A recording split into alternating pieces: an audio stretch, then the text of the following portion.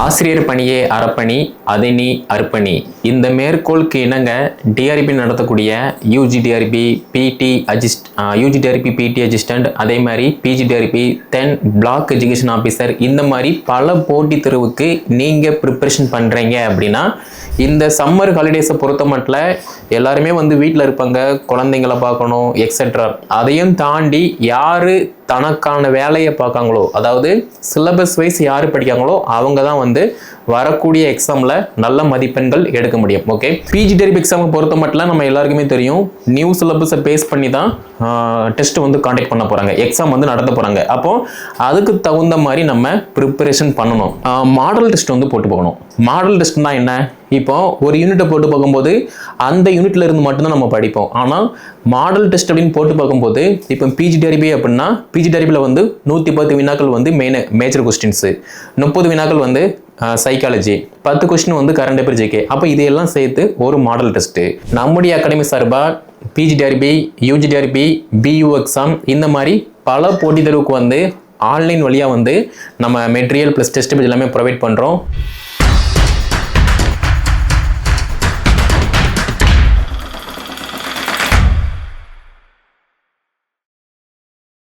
ஆசிரியர் பணியே அறப்பணி, அதை நீ அர்ப்பணி.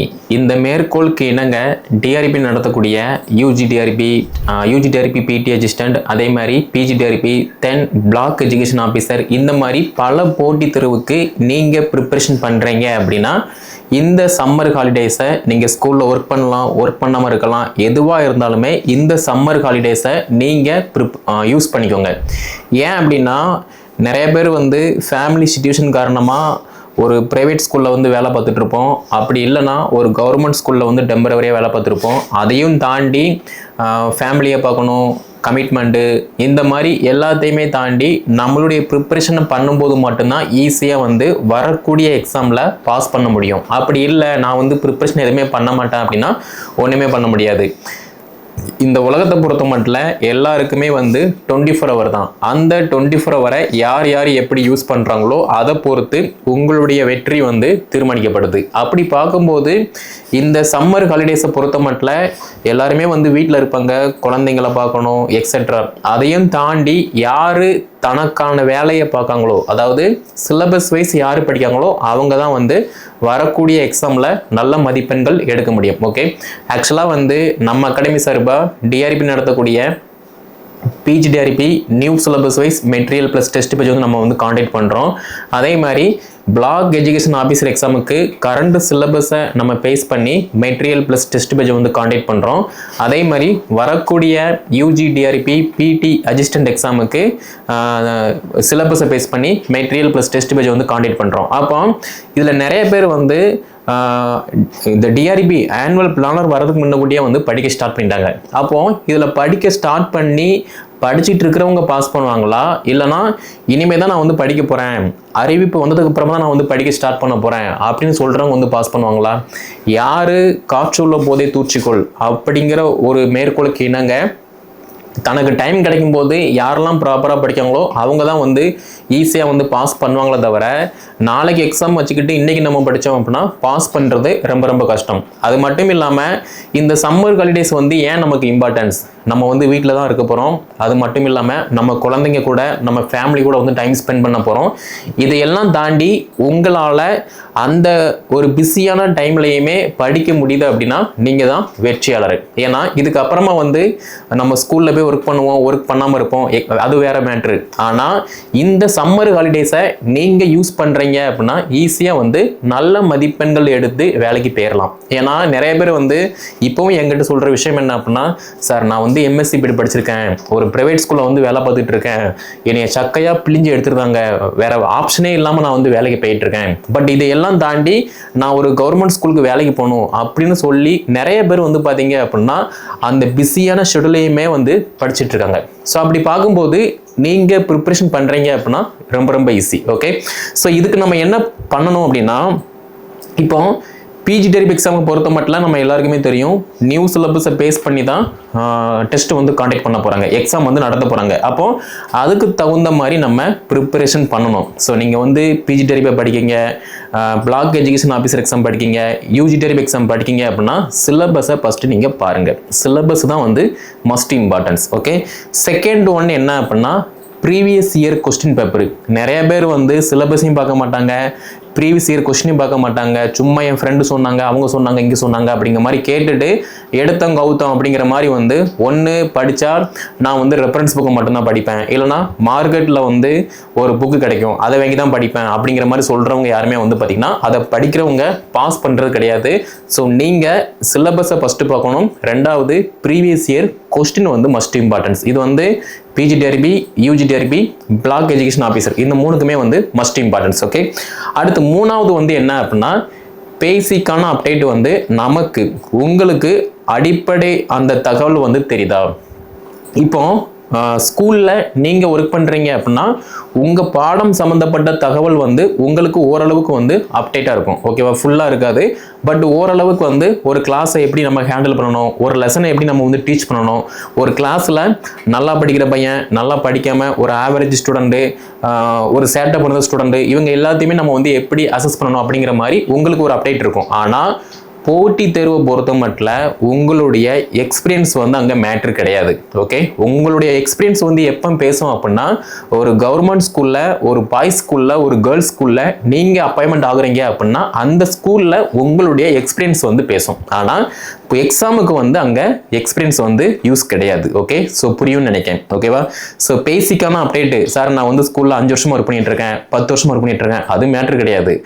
பாடம் சம்பந்தப்பட்ட பாடத்திட்டத்தின் அடிப்படையில் நீங்கள் ப்ரிப்பரேஷன் பண்ணுறீங்களா, அதுதான் வந்து மெயின் மேட்ரு. ஓகே, பேசிக்கான அப்டேட் வந்து மஸ்ட் இம்பார்ட்டன்ஸ். அது வந்து பிஜிடிஆர்பி, யூஜிடிஆர்பி, பிஓ எக்ஸாம் மூணுக்குமே வந்து மஸ்ட் இம்பார்ட்டன்ஸ். ஓகே, அடுத்து பார்த்தீங்க அப்படின்னா இப்போ நம்ம அப்ரோச் பண்ணக்கூடிய எக்ஸாம் எல்லாமே வந்து டிகிரி சம்மந்தப்பட்டது, அதாவது டிகிரி லெவல்.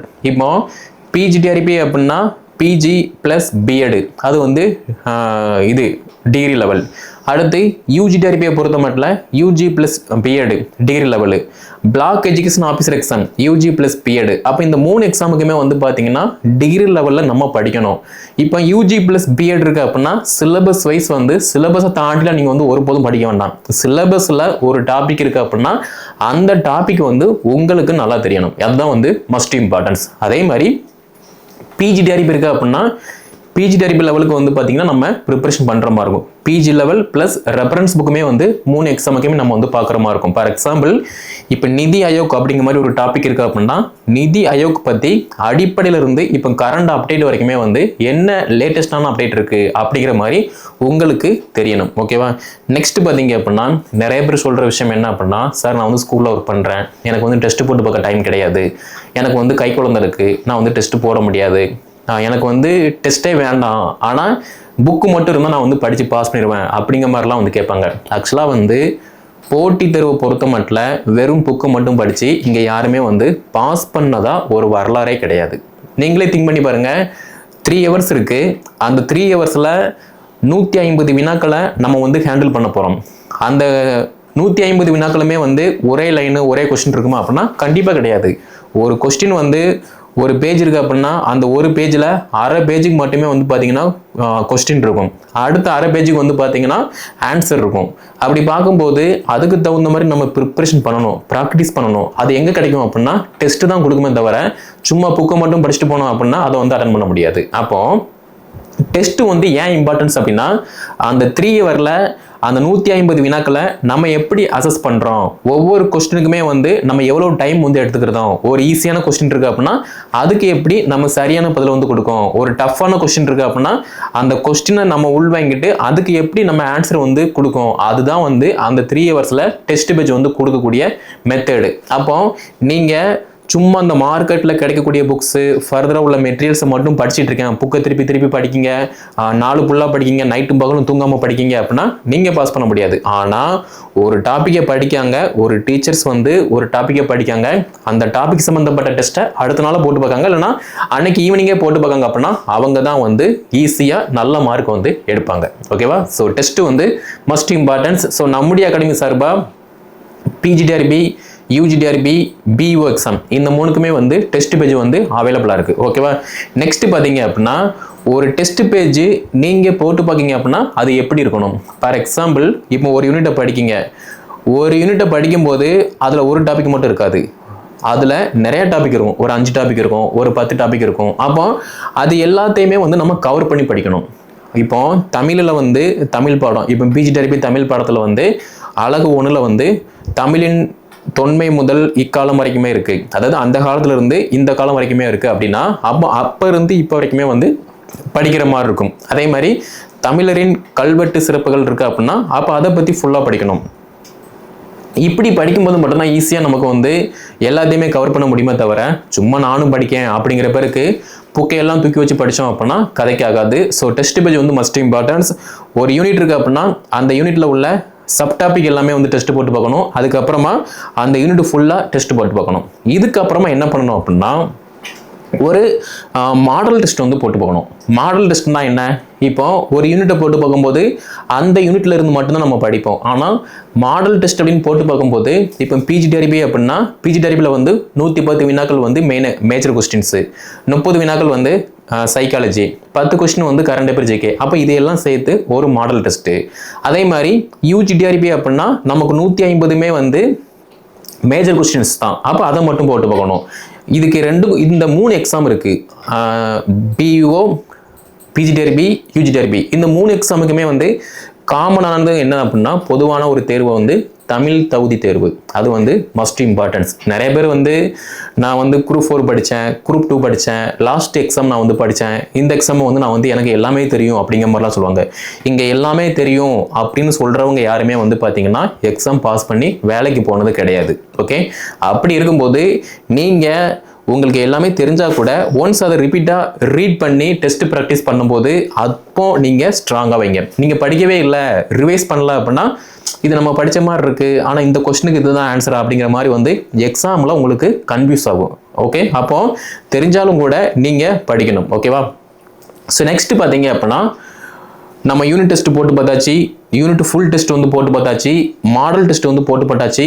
இதுக்கப்புறமா வந்து முழு மாதிரி தேர்வு, ஃபுல் மாடல் டெஸ்ட் வந்து போட்டு பார்க்கணும். இந்த ஃபுல் மாடல் டெஸ்ட் என்ன அப்படின்னா நம்ம மேஜர்ல இருந்து 110 question, psychology 30 question, current affair GK 30 question, இது எல்லாமே வந்து அந்த சிலபஸ் 10 யூனிட் இருக்கு அப்படின்னா 10 யூனிட் சேர்ந்து ஒரு மாடல் டெஸ்ட் வந்து ஃபுல் மாடல் டெஸ்ட் வந்து போட்டு பார்க்கணும். இது வந்து PGTRB, UGTRB and block education officer exam இந்த மூணுக்குமே வந்து பொதுவாக தான் இருக்கும். ஓகேவா? ஸோ நம்ம அகாடமி சார்பாக இந்த பிஜிடிஆர்பி எக்ஸாமுக்கு நியூ சிலபஸை பேஸ் பண்ணி மெட்டீரியல் ப்ளஸ் டெஸ்ட் பேஜ் வந்து கான்டாக்ட் பண்ணுறோம். டெஸ்ட் பேஜ் மட்டுமே தனியாக இருக்குது, ஜாயின் பண்ணிக்கலாம். அதே மாதிரி யூஜிடிஆர்பி எக்ஸாமுக்குமே வந்து பார்த்தீங்கன்னா மெட்டீரியல் ப்ளஸ் டெஸ்ட் பேஜ் வந்து அவைலபிளாக இருக்குது. இப்போ கரண்ட் அப்டேட்டில் என்ன சிலபஸ் இருக்கோ அதுக்கு தகுந்த மாதிரி அப்டேட்டான மெட்டீரியல் ப்ளஸ் டெஸ்ட் பேஜுமே அவைலபிளாக இருக்குது, அதுலேயுமே நீங்கள் ஜாயின் பண்ணிக்கலாம். பிளாக் எஜுகேஷன் ஆஃபீஸர் எக்ஸாம் இந்த எக்ஸாமுக்குமே வந்து பார்த்தீங்கன்னா கரண்ட் சிலபஸை பேஸ் பண்ணி என்னென்ன யூனிட் இருக்கோ அதுக்கு தகுந்த மாதிரி அப்டேட்டான மெட்டீரியல் ப்ளஸ் டெஸ்ட் பேஜ் எல்லாமே கான்டாக்ட் பண்ணுறோம், அதுலேயுமே நீங்கள் வந்து ஜாயின் பண்ணிக்கலாம். ஆக்சுவலாக வந்து நம்ம படிக்கணும்னு முடிவு எடுத்துட்டோம் அப்படின்னா படிக்கணுமே தவிர அதை விட்டுட்டு ரீசன் வந்து தேடக்கூடாது. அதே மாதிரி இந்த சம்மர் ஹாலிடேஸில் நான் வந்து ஃபேமிலியோடு இருக்கேன், நான் வந்து இது எங்கேயாவது டூர் போகிறேன் அப்படிங்கிற மாதிரி இல்லாமல் நீங்கள் எங்கே வேணால் போங்க. ஓகே, ஏன்னா இந்த ஒரு 1 மந்த் தான் வந்து பார்த்தீங்கன்னா நம்ம வந்து வீட்டில் டைம் ஸ்பெண்ட் பண்ண போகிறோம். அதையெல்லாம் தாண்டி ஆகஸ்ட் மாதம் வந்து எக்ஸாம் வரப்போகுது, அடுத்து பார்த்தீங்க அப்படின்னா நவம்பர் மாதம் வந்து ஒரு எக்ஸாம் வரப்போகுது, அதுக்கு தகுந்த மாதிரி நீங்கள் ப்ரிப்பரேஷனாக இருக்கணும். அதை விட்டுட்டு ஆகஸ்ட் மாதம் வரக்கூடிய எக்ஸாமுக்கு நீங்கள் அதுக்கு முந்தைய நாள் உட்காந்து படிச்சிங்க அப்படின்னா பாஸ் பண்ணுறது ரொம்ப ரொம்ப கஷ்டம். போட்டித் தேர்வை பொறுத்த மட்டும் கரண்ட் சிச்சுவேஷனில் யார் அப்டேட்டாக இருக்காங்களோ, யார் அந்த எக்ஸாமை அப்ரோச் பண்ண தயார் நிலையில் இருக்காங்களோ அவங்க தான் வெற்றி பெற்று ஒரு கவர்மெண்ட் ஸ்கூலில் ஒரு கவர்மெண்ட் டீச்சர் ஆக முடியும். அது மட்டும் இல்லாமல் ஒரு கவர்மெண்ட் ஆஃபீஸில் ஒரு பிளாக் எஜுகேஷன் ஆஃபீஸராக பணியில் அமர முடியும். ஓகே, ஸோ திங்க் பண்ணி பாருங்கள், படிக்க ஸ்டார்ட் பண்ணுங்கள். இந்த சம்மர் ஹாலிடேஸை உங்களுக்கு சாதகமாக யூஸ் பண்ணிக்கோங்க. ஓகே, அதே மாதிரி நம்முடைய அகாடமி சார்பாக பிஜிடிஆர்பி, யூஜிடிஆர்பி, பிஇஓ எக்ஸாம் இந்த மாதிரி பல போட்டித் தேர்வுக்கு வந்து ஆன்லைன் வழியாக வந்து நம்ம மெட்டீரியல் ப்ளஸ் டெஸ்ட் பேஜ் எல்லாமே ப்ரொவைட் பண்ணுறோம். நீங்கள் இருக்கக்கூடிய இடத்துல இருந்தே நம்ம அகாடமியில் ஜாயின் பண்ணி ஈஸியாக வந்து பயன் பெற்றுக்கொள்ளலாம். அது மட்டும் இல்லாமல் கீழே டிஸ்கிரிப்ஷனில் நான் வாட்ஸ்அப் நம்பர் கான்டாக்ட் நம்பர் கொடுத்துருக்கேன். கான்டாக்ட் பண்ணி என்ன டீட்டெயில்னு கேட்டுக்கோங்க. அதே மாதிரி டெலிகிராம் லிங்குமே கொடுத்துருக்கேன். அதில் நீங்கள் ஜாயின் பண்ணிட்டீங்க அப்படின்னா ஈஸியாக ஃபர்தராக என்னென்ன அப்டேட் இருக்கோ அது எல்லாமே வந்து நம்ம போஸ்ட் பண்ணுவோம். அதை நீங்கள் வந்து ஃபாலோ பண்ணிக்கலாம். ஸோ இந்த வீடியோ தொகுப்பை பிஜிடிஆர்பி எக்ஸாம் அண்ட் பியூ எக்ஸாம் யூஜிடிஆர்பி எக்ஸாம் ப்ரிப்பரேஷன் பண்ணக்கூடிய அனைத்து டீச்சர்ஸ் எல்லாமே ஷேர் பண்ணுங்கள். அவங்களும் வந்து படித்து பயன்படுத்தும். நம்முடைய சேனல் நீங்கள் சப்ஸ்கிரைப் பண்ணலாம் அப்படின்னா சப்ஸ்கிரைப் பண்ணிக்கோங்க. அடுத்த வீடியோ தொகுப்பில் ஒவ்வொரு எக்ஸாமுமே வந்து நம்ம எப்படி அட்டெம்ப்ட் கொடுக்கலாம் அப்படிங்கிற மாதிரி டீட்டெயிலாக பார்க்கலாம்.